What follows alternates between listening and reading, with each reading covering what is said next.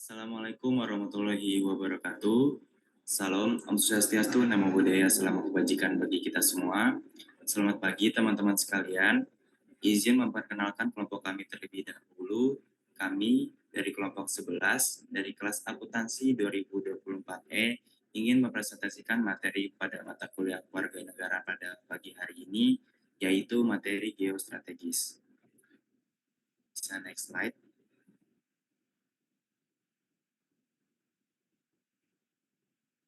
Izin memperkenalkan nama dari anggota kelompok kami, yaitu yang pertama ada Faza Atika Lestari dengan NIM 24080694021. Yang kedua ada Girdis Galang Saputra dengan NIM 24080694022. Yang ketiga ada Safira Sabita Wanda dengan NIM 24080694043.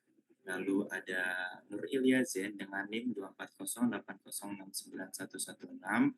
Lalu ada Seli Ramadhani dengan NIM 24080691118. Dan yang terakhir ada saya sendiri, yaitu Muhammad Rizky Febrian dengan NIM 24080691183. Bisa next slide.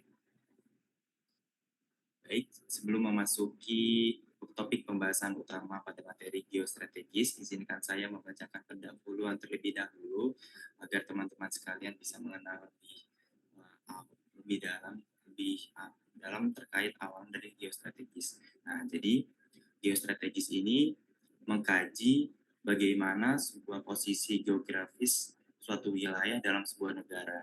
Kayak seperti Indonesia. Indonesia ini berada di antara dua benua, yaitu Asia dan Australia, serta dua samudra, yaitu Samudra Hindia dan Pasifik. Nah, hal tersebut ini menjadi landasan penentuan kebijakan pertahanan, keamanan, politik, dan ekonomi. Nah, hal tersebut juga menjadi letak tersebut juga tidak hanya menjadikan Indonesia sebagai gerbang perdagangan internasional seperti lewat Selat Malaka, Sunda, dan Lombok, serta pusat transshipment di pelabuhan-pelabuhan kunci. Tetapi hal tersebut juga dapat menempatkan Indonesia sebagai zona buffer strategis yang memerlukan modernisasi alutsista, serta kerjasama diplomasi maritim dan juga pengembangan infrastruktur. Nah, ini berguna untuk menjaga kedaulatan wilayah perairan, merespons ofensif dari berbagai ancaman regional, serta memaksimalkan potensi sumber daya nasional untuk kemakmuran sebuah bangsa. Bisa dibaca terkait strategis pada pendahuluan di slide ini. Bisa next slide. Topik-topik yang akan dibahas pada pagi hari ini yaitu yang pertama ada konsep dari geostrategi. Ini satu sendok makan. Sebenarnya cinjangan kamu bagus malam. Cuma udangnya nggak pasti aja. Tapi kenapa siapa yang suruh nyampur pasti itu udah kan? Mungkin bisa di-mute terlebih dahulu. Apa nanti buat Marani? Marani kan satu-satunya orang yang belum kena X. Tadi ini bersih lah. Ayo Marani, nggak bersih ya copan kamu. Itulah hati-hati. Rasanya sekali angkat tangan dapat X karena kesalahannya yang sangat tidak disengaja. Ya salah rasanya hilang perasaan itu. Oke, go.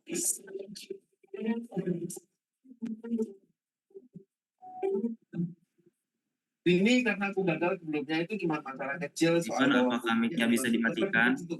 Tapi aku harus make sure banget kalau aku yakin dan pede sudah benar baru aku angkat tangan.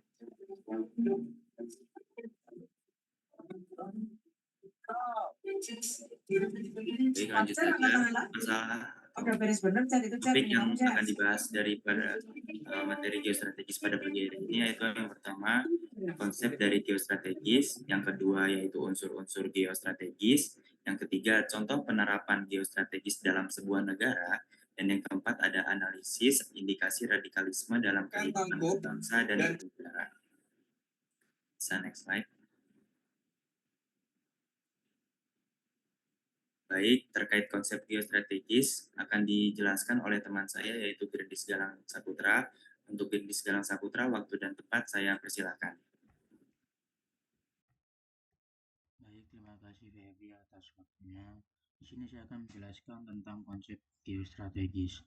Menurut Sumarsono pada tahun 2001, konsep geostrategis merupakan bagian integral dari wawasan nasional yang mengaitkan posisi serta kondisi geografis suatu negara dengan strategi pembangunan dan pertahanan negara tersebut.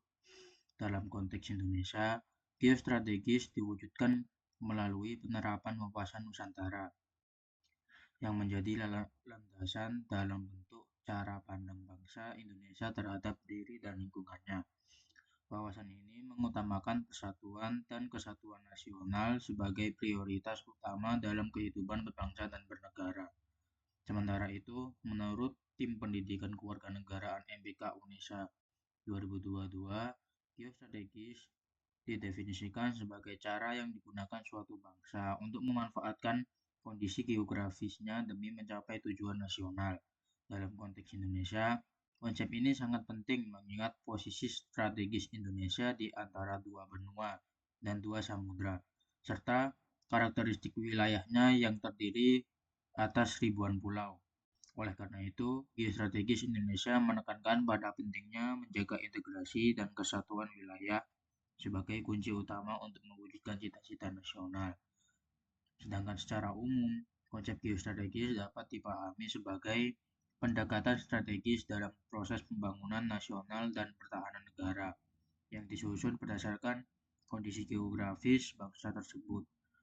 Dalam penerapannya di Indonesia, geostrategis diwujudkan melalui wawasan Nusantara yang tidak hanya menjadi panduan dalam mempertahankan kedaulatan negara, tetapi juga menjadi dasar dalam membangun kekuatan nasional secara menyeluruh.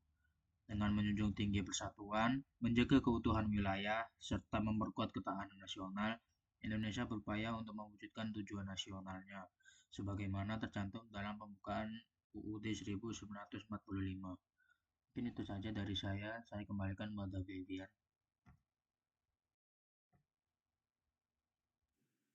Baik, terima kasih atas penjelasan dari konsep geostrategisnya Galang. Mungkin bisa next slide.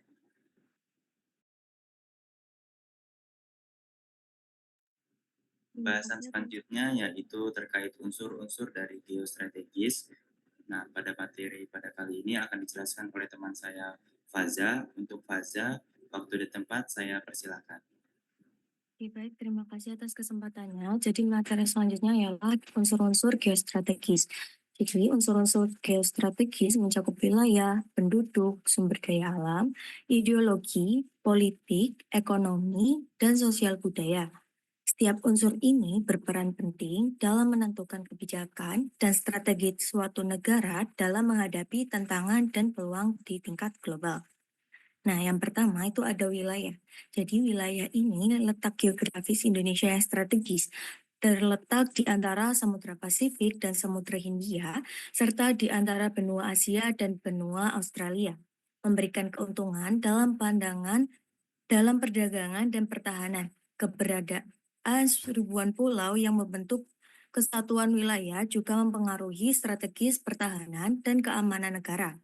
Hal ini memungkinkan Indonesia untuk mengontrol jalur perdagangan internasional dan menjaga kedaulatan wilayah. Lalu yang kedua ada penduduk. Nah, keragaman suku, etnis, dan budaya di Indonesia menciptakan dinamika sosial yang unik. Dengan lebih dari 300 suku dan berbagai bahasa, Indonesia memiliki potensi untuk menciptakan kekayaan budaya. Namun, keragaman ini juga memerlukan pengelolaan yang baik untuk mencegah konflik. Kualitas sumber daya manusia, termasuk pendidikan dan keterampilan, sangat penting untuk mendukung pembangunan dan ketahanan nasional, sehingga masyarakat dapat berkontribusi secara optimal dalam pembangunan. Lalu yang ketiga ada sumber daya alam. Indonesia kaya akan sumber daya alam termasuk mineral, energi, dan hasil laut. Potensi ini dapat dimanfaatkan untuk meningkatkan kesejahteraan masyarakat melalui pengelolaan yang berkelanjutan. Sumber daya alam yang dikelola dengan baik dapat menjadi pendorong pertumbuhan ekonomi, menciptakan lapangan kerja, dan meningkatkan pendapatan masyarakat. Namun, tantangan dalam pengelolaan sumber daya alam seperti eksploitasi berlebihan dan dampak lingkungan perlu diatasi. Lalu yang selanjutnya, yang keempat, next. Itu ada ideologi. Nah, Pancasila sebagai dasar negara Indonesia mencerminkan nilai-nilai dan cita-cita bangsa. Ideologi ini berfungsi sebagai pedoman dalam kehidupan berbangsa dan bernegara, serta membangun identitas nasional. Pancasila mengedepankan nilai-nilai seperti keadilan sosial, persatuan, dan toleransi yang penting untuk menjaga kesatuan bangsa di tengah keragaman ini. Peran ideologi ini juga sangat penting dalam membangun kesadaran kolektif dan memupuk rasa cinta tanah air. Lalu yang kelima itu ada politik. Nah, stabilitas politik merupakan syarat mutlak untuk menciptakan lingkungan yang kondusif bagi pembangunan. Kebijakan politik yang baik dan transparan dapat meningkatkan kepercayaan masyarakat dan investor. Selain itu, kebijakan luar negeri yang berorientasi pada kepentingan nasional dan kerjasama internasional dapat memperkuat posisi Indonesia di kancah global serta mendukung pembangunan ekonomi dan sosial. Lalu yang keenam itu ada ekonomi. Pertumbuhan ekonomi yang berkelanjutan adalah pilar utama ketahanan nasional, pengembangan sektor-sektor strategis seperti pertanian, industri, dan pariwisata sangat penting untuk meningkatkan daya saing Indonesia di pasar global. Kebijakan ekonomi yang inklusif dan berkelanjutan dapat membantu mengurangi kemiskinan dan meningkatkan kualitas hidup masyarakat. Investasi dalam infrastruktur dan teknologi juga menjadi kunci untuk mendorong pertumbuhan ekonomi. Dan yang terakhir itu sosial budaya. Jadi sosial budaya itu adalah nilai-nilai budaya yang ada di Indonesia berperan penting dalam memperkuat persatuan dan kesatuan bangsa. Nah, pendidikan memiliki peran strategis dalam membangun kesadaran nasional dan partisipasi masyarakat melalui pendidikan. Generasi muda dapat memahami dan menghargai keragaman budaya serta berkontribusi dalam menjaga dan melestarikan warisan budaya bangsa. Kesadaran akan pentingnya nilai-nilai budaya dapat memperkuat identitas nasional, mendorong solidaritas antar warga Indonesia, antar warga negara. Baik, terima kasih. Saya akan kembalikan ke Febrian. Baik, terima kasih atas penjelasannya terkait unsur-unsur dari geostrategis Faza. Memasuki agenda materi selanjutnya, bisa next slide. Terkait contoh penerapan geostrategis dalam sebuah negara akan dijelaskan oleh teman saya yaitu Safira Sabitawanda. Kepada Safira Sabitawanda, waktu dan tempat saya persilakan. Terima kasih. Yang selanjutnya yaitu ada contoh penerapan geostrategis dalam sebuah negara, di mana yang pertama yaitu negara kita sendiri, Indonesia, pada bagian poros maritim dunia. Nah, dalam penerapan geostrategisnya, Indonesia menerapkan konsep poros maritim dunia sebagai geostrategis untuk memanfaatkan letak geografisnya di antara Samudra Hindia dan Pasifik. Dengan menguasai jalur pelayaran internasional seperti Selat Malaka, Selat Sunda, dan Selat Lombok, Indonesia akan memperkuat posisi tawar dalam perdagangan dan keamanan regional. Nah, dampaknya yaitu meningkatkan kerjasama maritim dengan negara-negara besar seperti Amerika Serikat, China, dan Jepang, serta memperkuat pertahanan laut dengan membangun pangkalan militer di wilayah perbatasan. Nah, manfaat dari geostrategis di Indonesia ini, Indonesia akan menjadi pusat perdagangan dan transportasi laut di kawasan Indo-Pasifik. Selain itu juga ada peningkatan potensi ekonomi dari sektor maritim dan peningkatan peran pengaruh Indonesia di level internasional. Selain itu, contoh konkret yang berada di Indonesia seperti pembangunan tol di laut dengan menghubungkan berbagai pulau di Indonesia untuk mempermudahkan distribusi barang dan meningkatkan efisiensi logistik. Selain itu juga ada peningkatan pelabuhan, di mana pelabuhan ini seperti Tanjung Priok dan Tanjung Perak akan diperluas dan ditingkatkan fasilitasnya untuk mendukung aktivitas perdagangan dan transportasi laut. Yang terakhir yaitu ada pengembangan industri perikanan untuk meningkatkan kualitas perikanan dan produksi ikan untuk memenuhi kebutuhan domestik dan ekspor. Next.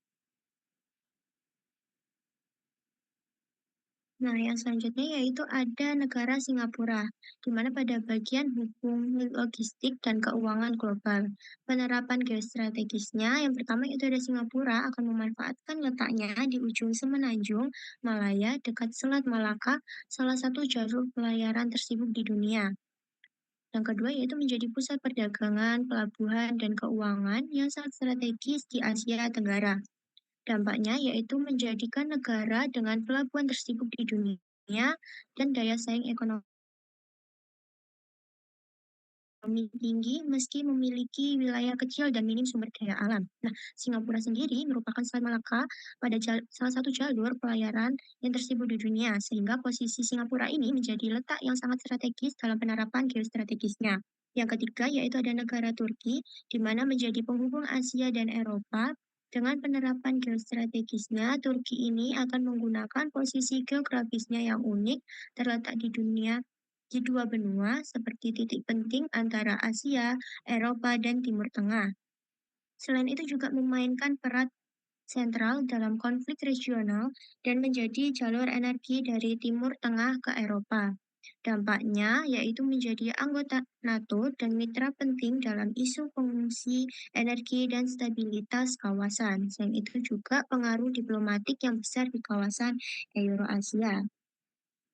Sekian dari saya kembalikan ke moderator.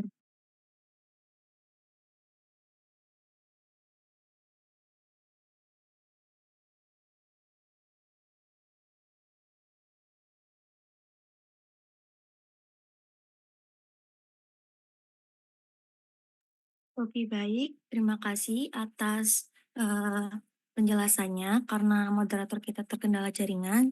Jadi saya akan ambil alih. Oke, materi selanjutnya.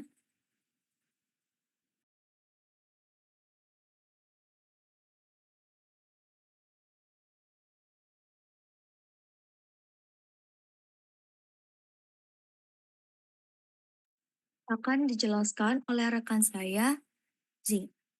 Kepada yang bertugas, dipersilakan. Baik, terima kasih sebelumnya atas kesempatannya. Sebelumnya suara saya apakah terdengar? Zin, suaramu agak dikeraskan sedikit. Tidak terdengar. Oke, terima kasih. Oke, Baik, di sini saya akan menjelaskan mengenai radikalisme. Jadi seperti yang kita tahu ya teman-teman, bahwa radikalisme itu merupakan paham atau gerakan yang ingin mengubah tatanan sosial, politik, ataupun budaya negara secara drastis. Dan seringkali dengan cara yang ekstrim dan tidak toleran terhadap perbedaan. Nah, paham ini itu kerap bertentangan dengan nilai-nilai dasar negara dan prinsip demokrasi.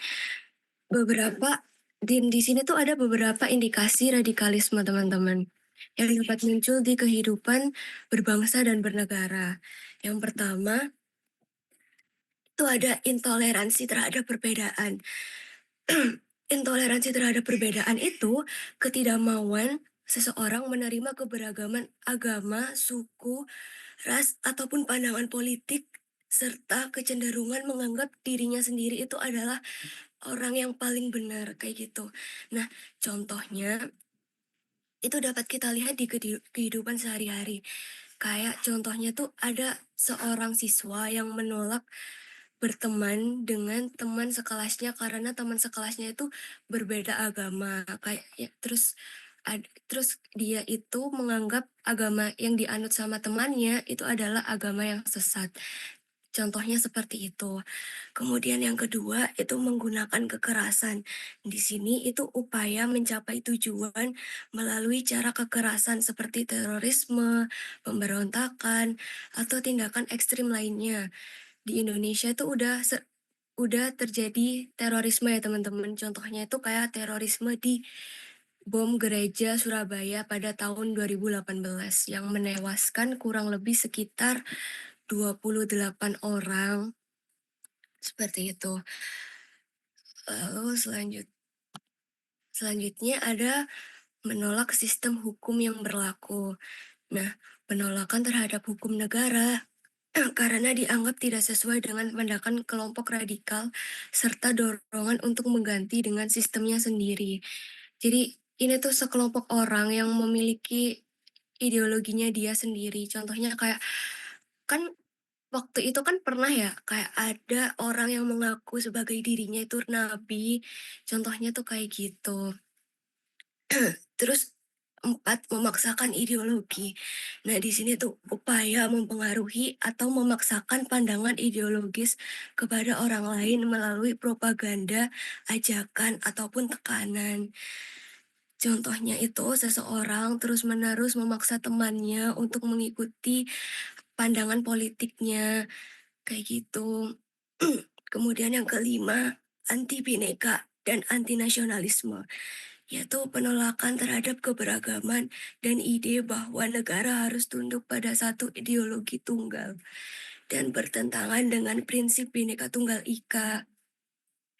Ya, contohnya dengan seseorang yang menolak simbol-simbol negara seperti bendera bendera negara ataupun lagu kebangsaan nasional, kayak gitu. Kemudian yang keenam, penyebaran informasi radikal ataupun hoax, menyebarkan provokasi, informasi palsu ataupun ajakan radikal melalui media sosial untuk memecah belah suatu masyarakat. Contohnya biasanya di Instagram itu ada postingan yang menyatakan bahwa pemerintah akan melarang agama tertentu. Padahal itu berita hoax ya teman-teman, dan itu bersifat menimbulkan kepanikan di antara masyarakat. Mungkin hanya itu saja penjelasan dari saya. Bisa saya kembalikan kepada moderator. Terima kasih. Baik, terima kasih atas penjelasannya Nur Yasin. Mungkin lanjut ke materi selanjutnya, bisa next slide.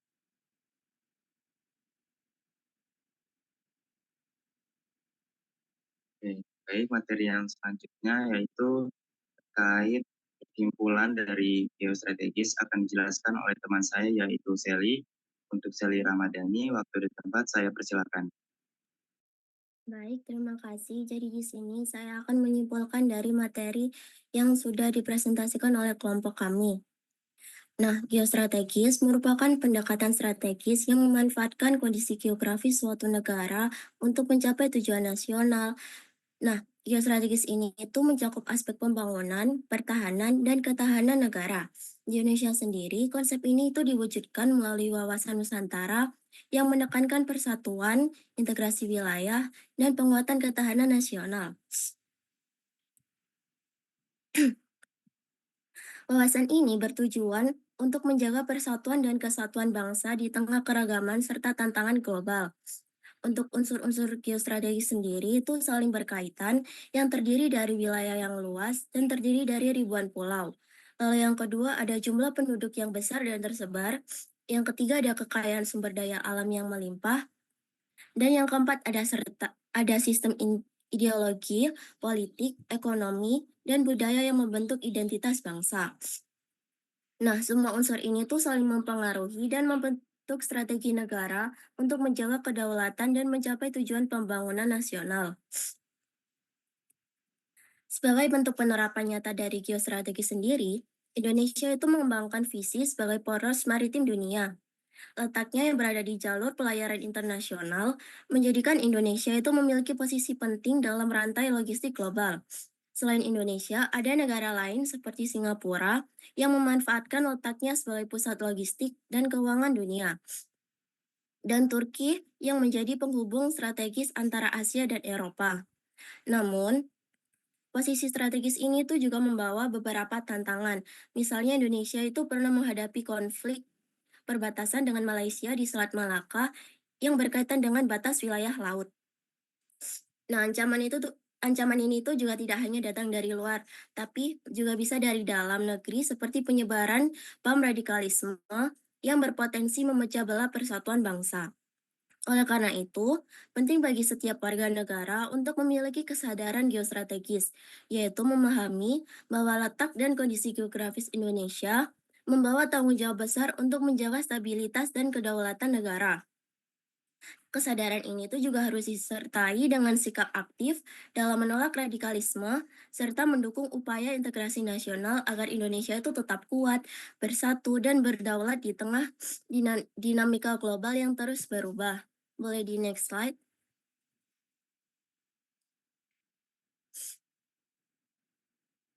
Baik, terima kasih.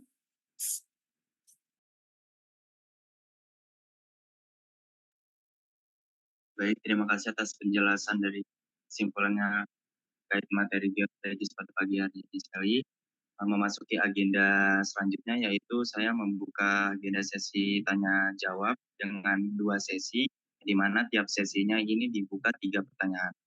Nah, memasuki sesi pertanyaan yang pertama, saya harap seluruh peserta dapat menurunkan tangannya terlebih dahulu. Akan saya panggil nama-namanya setelah hitungan 1, 2, dan 3.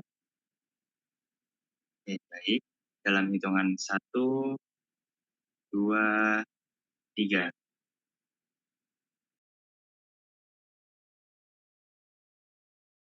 Oke, baik. Di sini di tampilan saya yang pertama yaitu ada Salsabila Laili Putri. Mungkin bisa diberikan pertanyaannya. Saya persilakan. Oke, baik. Terima kasih karena sudah mengizinkan saya untuk menyampaikan pertanyaannya. Izin memperkenalkan diri, saya Salsabila Laili Putri Wibowo dengan 3 NIP akhir 235. Pertanyaan saya, apakah ada akibat geostrategis dari pembangunan IKN atau Ibu Kota Nasional terhadap ketahanan dan keamanan nasional? Apakah pertanyaan saya dapat diterima? Oke, baik. Dapat diterima dan jangan lupa cantumkan juga ke kolom chat pertanyaannya ya.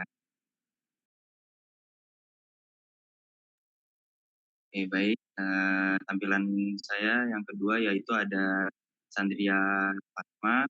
Pada Sandria Fatma, saya persilakan untuk memberikan pertanyaannya. Baik, terima kasih atas kesempatannya moderator. Di sini saya ingin bertanya mengenai bagaimana Indonesia dapat memanfaatkan sumber daya alamnya secara optimal dalam menghadapi persaingan ekonomi global dan sebagai mahasiswa, apa yang bisa kita lakukan untuk mendukung hal tersebut? Apakah pertanyaannya bisa diterima?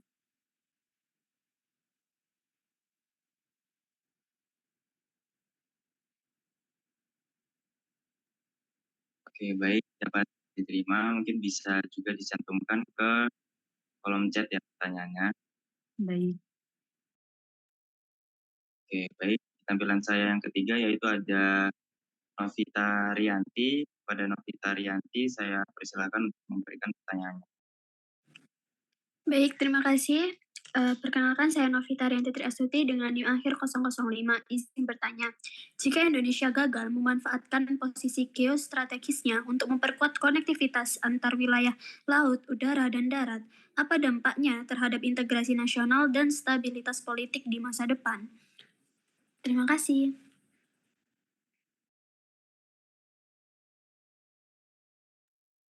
Oke, baik. Terima kasih atas pertanyaannya Novita. Jangan lupa dicantumkan juga ke kolom chat ya. Untuk sesi pertanyaan, untuk sesi yang pertama, saya tutup terlebih dahulu. Izinkan kelompok kami untuk mendiskusikan 3 pertanyaan awal. Mohon ditunggu ya teman-teman.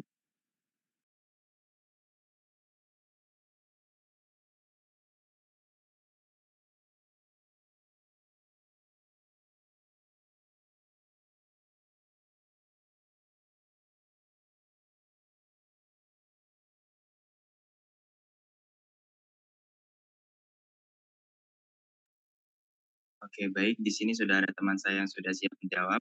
Pada Direndis Galang Saputra, saya persilakan untuk menjawab pertanyaan-pertanyaan. Baik, di sini saya akan menjawab pertanyaan dari Salsabila tadi.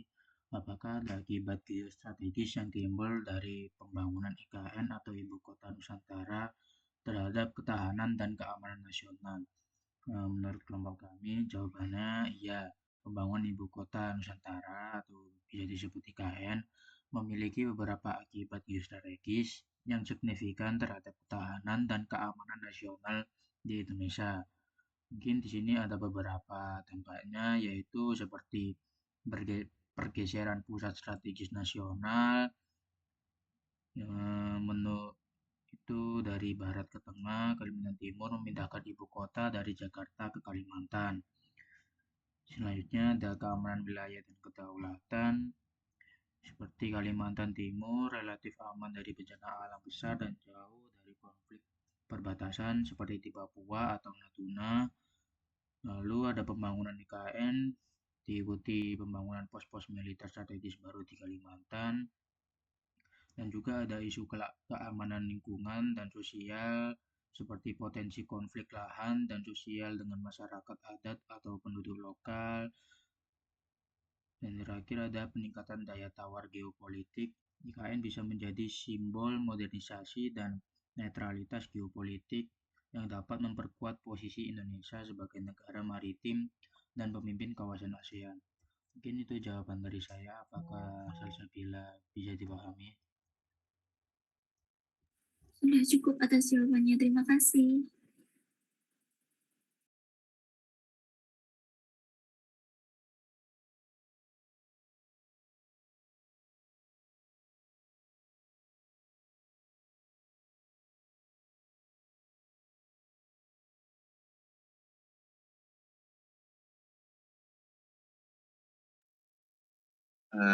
Baik, terima kasih atas jawabannya Galang.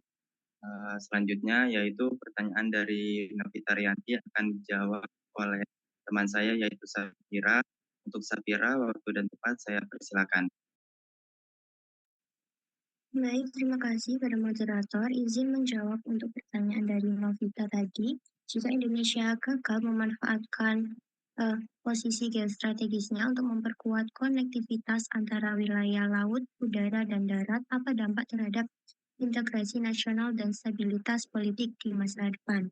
Jadi, jika Indonesia gagal memanfaatkan geostrategisnya, maka dampak yang akan terjadi itu kayak pelemahan integrasi nasional dalam hal ketimpangan pembangunan, rasa keterasingan daerah terpencil juga.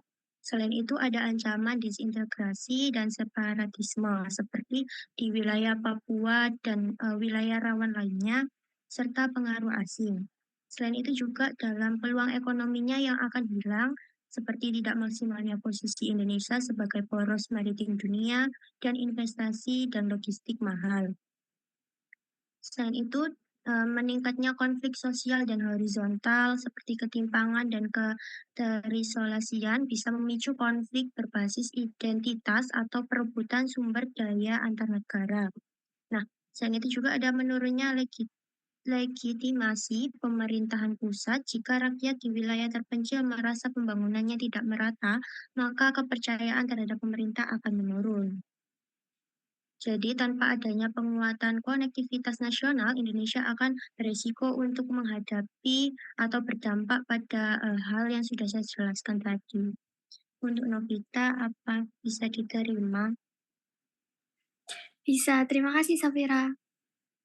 Sama-sama.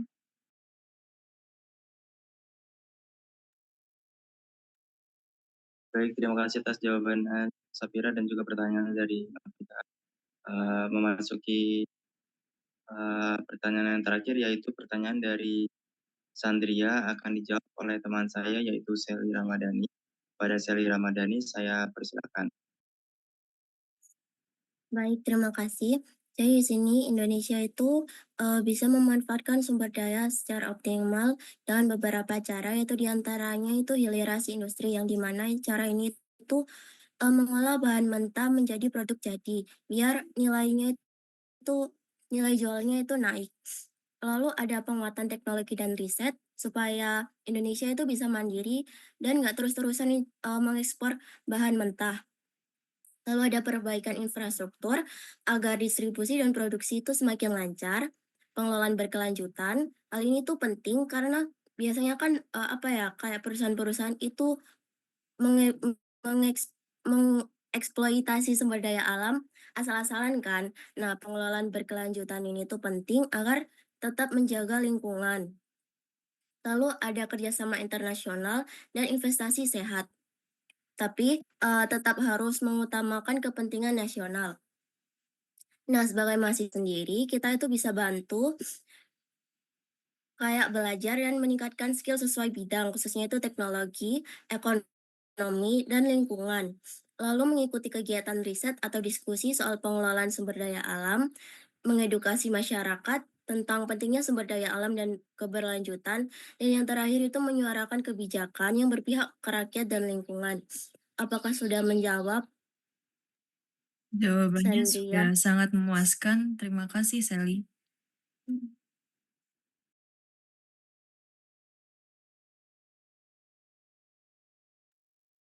Oke, baik. Terima kasih atas jawabannya Sally dan juga pertanyaannya dari Sandria.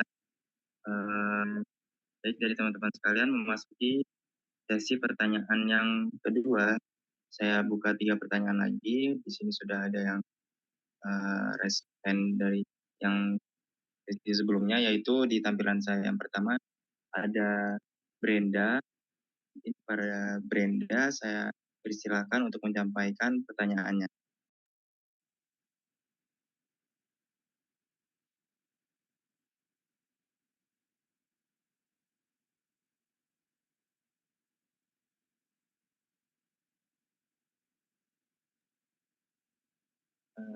Apakah dari Brenda sudah siap menyampaikan pertanyaannya?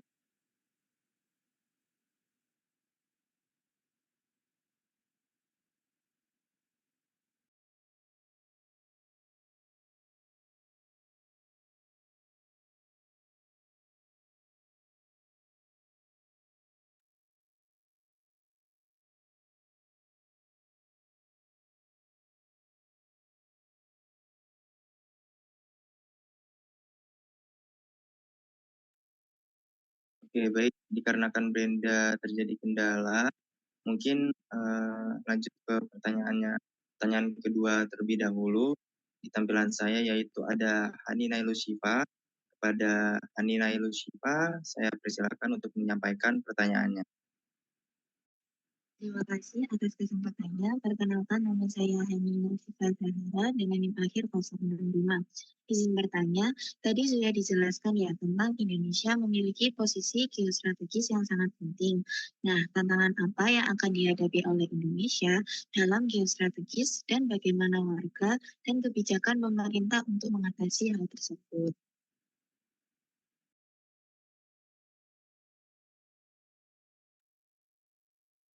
Oke, baik. Terima kasih atas pertanyaannya. Mungkin lanjut ke pertanyaan ketiga di tampilan saya, yaitu ada Revalin Aurelia.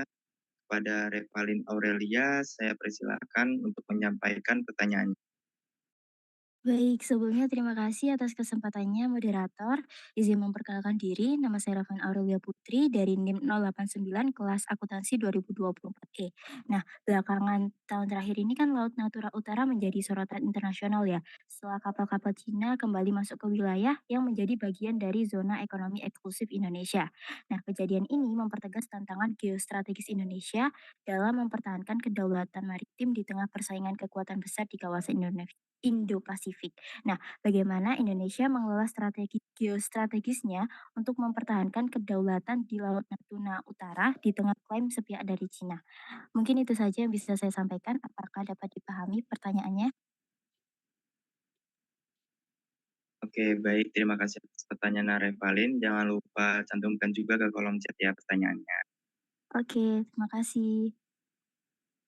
Baik, dikarenakan dari Brenda tadi sudah menyampaikan pertanyaan di kolom chat, mungkin saya tutup sesi pertanyaan kedua pada kali ini. Izinkan kelompok kami untuk menjawab pertanyaan-pertanyaan yang sudah disampaikan terlebih dahulu. Izinkan kelompok kami berdiskusi terlebih dahulu.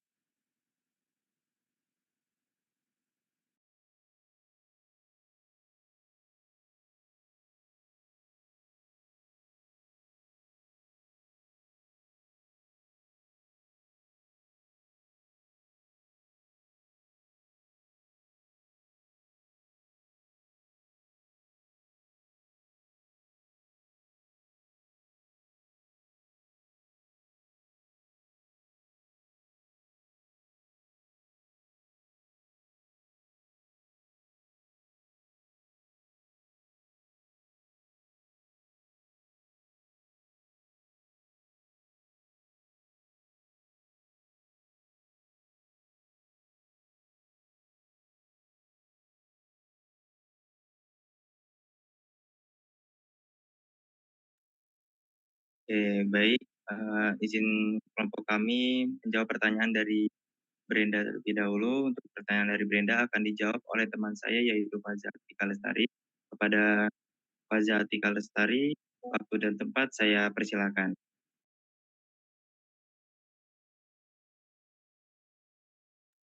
Oke, baik. Jadi saya akan menjawab pertanyaan dari Brenda ya. Maaf agak berisik ya.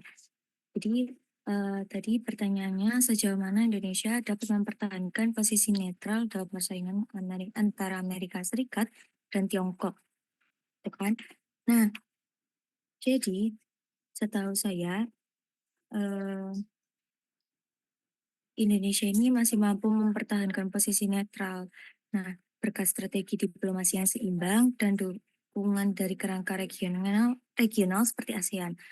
Tapi ketergantungan ekonomi yang tinggi dan dinamika geopolitik yang tajam bisa mempersempit ruang netralitas di masa depan, terutama jika konflik Amerika Serikat dengan Tiongkok semakin mengeras dan menuntut posisi yang lebih jelas. Jadi seperti itu. Sepengetahuan saya, apakah Brenda dapat dipahami? Oke, baik. Terima kasih. Oke, baik. Terima kasih atas jawaban Faza dan juga pertanyaan dari Brenda. Memasuki pertanyaan yang kedua, yaitu pertanyaan dari Hani, akan dijawab oleh teman saya, yaitu Nurul Yazen. Pada Nurul Yazen, waktu dan tempat saya persilahkan. Baik, terima kasih. Izin menjawab ya Hani. Tadi kan Hani tanya ya, tantangan apa yang akan dihadapi oleh Indonesia dalam geostrategis dan bagaimana warga dan kebijakan pemerintah untuk mengatasi hal tersebut. Nah, tantangan yang akan terjadi tantangan yang akan dihadapi oleh Indonesia itu meliputi ancaman keamanan maritim, kemudian persaingan pengaruh negara luar, sengketa wilayah perbatasan, serta penyebaran radikalisme lintas negara. Untuk mengatasinya, pemerintah perlu memperkuat diplomasi internasional, meningkatkan pertahanan maritim, serta memperketat pengawasan perbatasan. Sementara itu, kita sebagai warga negara itu dapat berperan dengan menjaga persatuan dan kesatuan, meningkatkan toleransi, serta mewaspadai informasi hoax agar tidak mudah terprovokasi. Seperti itu, apakah sudah menjawab, Hani? Sudah sangat menjawab ya, Jin. Terima kasih, Jin. Sama-sama. Oke, baik. Terima kasih atas jawabannya Nurul Yazen dan juga pertanyaan dari Hani. Memasuki pertanyaan yang terakhir, yaitu pertanyaan dari Revalin yang akan dijawab oleh teman saya, yaitu Safira. Pada Safira, waktu dan tempat saya persilakan. Baik, terima kasih. Izin membacakan pertanyaan dari Revalin.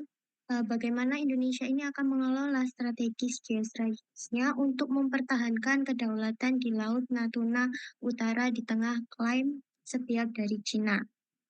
Izin menjawab. Jadi, untuk mempertahankan kedaulatan di Laut Natuna Utara, Indonesia akan mengedepankan strategi diplomatik, militer, dan hukumnya. Nah, secara diplomatik ini Indonesia akan menegaskan bahwa wilayah tersebut ini merupakan bagian dari Z berdasarkan UNCLOS tahun 1982 dan menolak klaim sepihak dari Cina. Nah, selain itu juga militernya akan diperkuat melalui patroli TNI Angkatan Laut. Selain itu juga ada pembangunan pangkalan dan pengawasan wilayah. Nah, untuk secara hukumnya Indonesia ini akan konsisten menggunakan aturan internasional dan menolak negosiasi atas wilayah yang secara sah milik Indonesia. Seperti itu, apakah dari Revalin cukup menjawab pertanyaannya? Baik, sudah cukup menjawab. Safira, terima kasih ya atas jawabannya. Nah, sama-sama.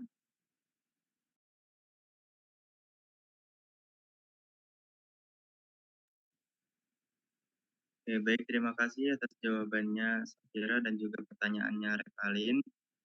Dikarenakan agenda sesi tanya jawab pada pagi hari ini sudah selesai, saya selaku moderator dan perwakilan dari teman-teman kelompok 11 dari akuntansi 2024E sangat memohon maaf apabila terjadi kesalahan maupun perbuatan selama presentasi.